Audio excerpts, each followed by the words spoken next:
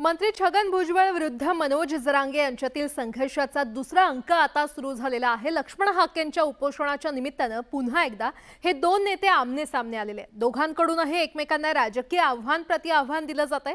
आता ही शाब्दिक लढाई भुजबळांच्या राजकीय कारकिर्दीपर्यंत येऊन पोहोचलेली आहे आणि त्यामुळे आगामी काळात हा संघर्ष आणखी भडकण्याची शक्यता नाकारता येत नाही। पाहूयात। येवलेवाल्याला दोन जोड भेटले नाही। शाळा करतो तुला जर राजकीय करिअर मधून नाही उठलं ना तर नाव बदलून ठेव। तू किती पळतो बघ तुम्ही। माझे राजकीय करिअर चालवणं पुढे नेणं किंवा संपवणं हे आमच्या पक्षांच्या हातात आहे, पार्टीच्या हातात आहे, पण त्याचबरोबर ते जनतेच्या हातात आहे, लक्षात ठेवा। मनोज जरांगे पाटील आणि छगन भुजबळ यांच्यातल्या संघर्षाला आता चांगलीच धार आली आहे। दोन्ही नेत्यांकडून एकमेकांवर शाब्दिक हल्ले केले जात आहेत।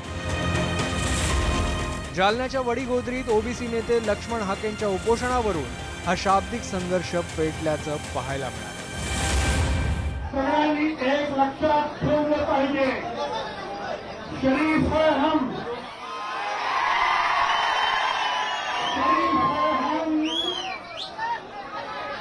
किसी से लड़ते नहीं है।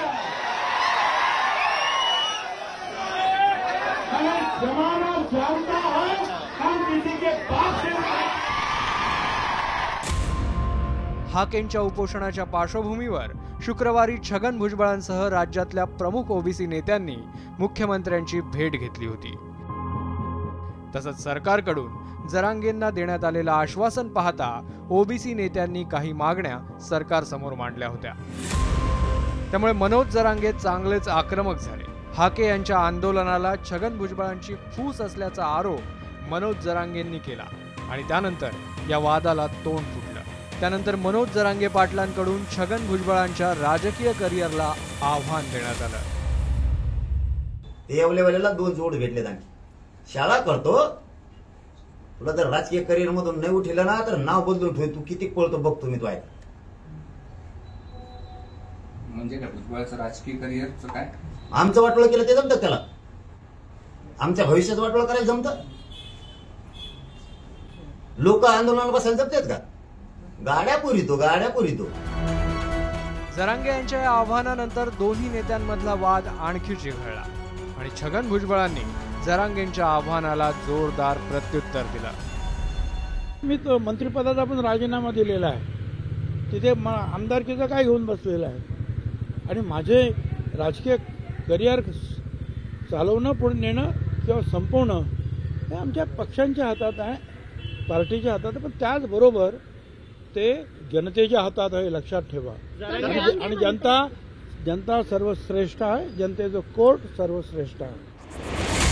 पण मनोज जरांगे आणि छगन भुजबळ यांच्यात शाब्दिक संघर्षाची ही काही पहिलीच वेळ नाहीये। नुकत्याच झालेल्या लोकसभा निवडणुकीत महायुतीला जरांगेंच्या आंदोलनाचा फटका बसला। मराठवाड्यातील भाजपच्या बड्या नेत्यांचा पराभव झालाय। यावरून या दोन्ही नेत्यांमध्ये शाब्दिक जुगलबंदी रंगली होती। तुम्ही असं काही समजायचं काही कारण नाही की हा जो वाद आहे त्याच्यामुळे आम्ही पडलो, असं समजायचं कारण नाही।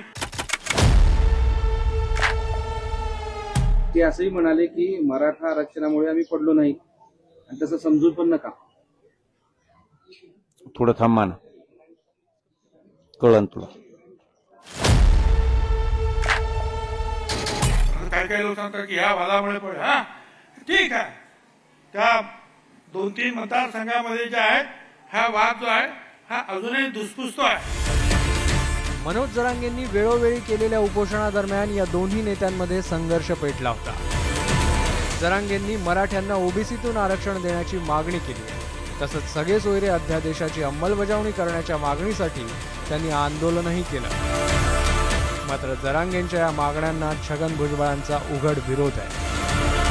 मराठा समाजाला स्वतंत्र आरक्षण द्यावं अशी भुजबळांची भूमिका आहे आणि त्यावरून भुजबळ आणि जरांगेंमध्ये वारंवार संघर्ष झाल्याचं पाहायला मिळालंय। स्वकष्टाचं खातो, तुझ्यासारखं सासऱ्याच्या घरी तुकडे मोडत नाही। तरीही मध्ये जाऊन आलेत लोकांचं खाल्ल्यामुळं. त्यामुळं कोण कोणाचं खातंय यावर किमान त्यांनी बोलू नये. हे काय असं चाललं घुसवलं? कुणाचं खात आहे, कुणाचं खात आहे का तुझं खातो का रे? आमचं म्हणणं काय नाही, तुमचं तुम्ही खावं, आमचं आम्हाला द्यावं. आमदारांना गावबंदी, मंत्र्यांना गावबंदी, काय रे महाराष्ट्र तुमच्या 7 बाऱ्यावर लिहून दिला काय रे? ते सांगतीलच तसा कायदा थोडा चल, ते म्हणतील तसं आमच्या घरी येऊ नका असं आमचं म्हणणं आहे. अनेक वेळा हा शाब्दिक संघर्ष वैयक्तिक पातळीवर पोहोचल्याचंही पाहायला मिळालं होतं. एका आंदोलनात नाही पिकले जेवढे केस आहेत ना, तेवढी आंदोलनं या छगन भुजबळने केलेली आहेत. कुंकड जोडू नका. परत म्हणायचं मी पांढरं आंदोलन झाले, हे असले पांढरे झाले का तुम्ही? हे आंदोलन करत होतात काय तुम्ही? कशाला केले असले आंदोलन? जाती जाती द्वेष निर्माण होणार आहे. आता पुन्हा एकदा हे दोन्ही नेते आरक्षणावरून एकमेकांना भिडले आहेत. विधानसभा निवडणूक तोंडावर आहे, त्यामुळे आगामी काळात हा संघर्ष आणखी चिघळण्याची शक्यता नाकारता येत नाही. Bureau report, news 18 Lokmat.